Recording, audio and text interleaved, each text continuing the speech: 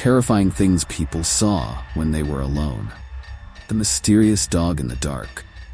Back in high school, I'd usually be up all hours of the night playing games. I had a large dog at the time that would sleep in my room at night. It was 2 a.m. and I was finally headed to bed. My dog wasn't with me, so I ventured out to find him. I made my way across the house to the kitchen-dining room combo. I'm standing in the only door frame that leads to that side of the house.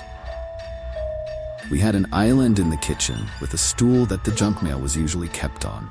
So I walk up, call for my dog, and see him walk from behind the island to behind the dining room table set, knocking all the junk mail down as he did so.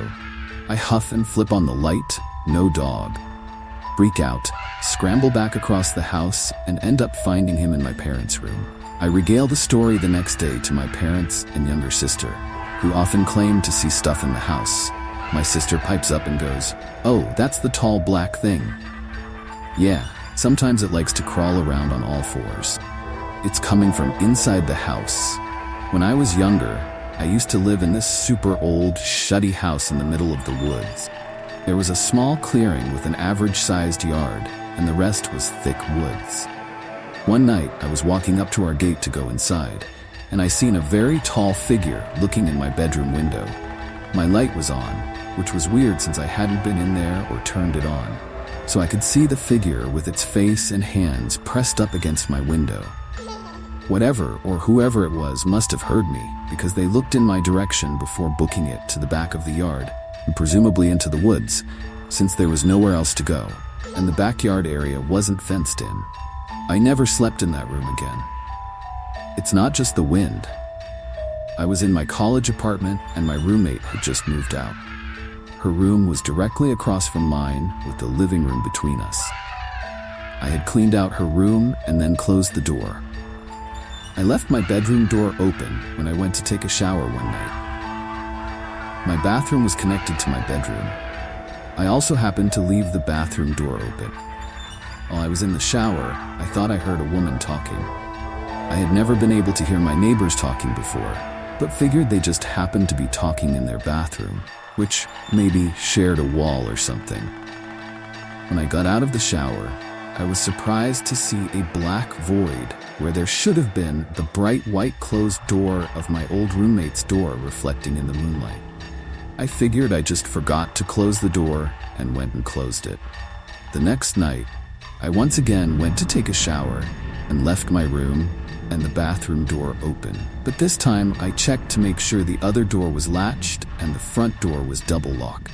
When I came back out, I once again saw the void with the door wide open. I slammed my door closed and locked that shut so fast. I convinced myself there was a logical explanation. So the next night, I once again checked all of the doors and then closed my bedroom door.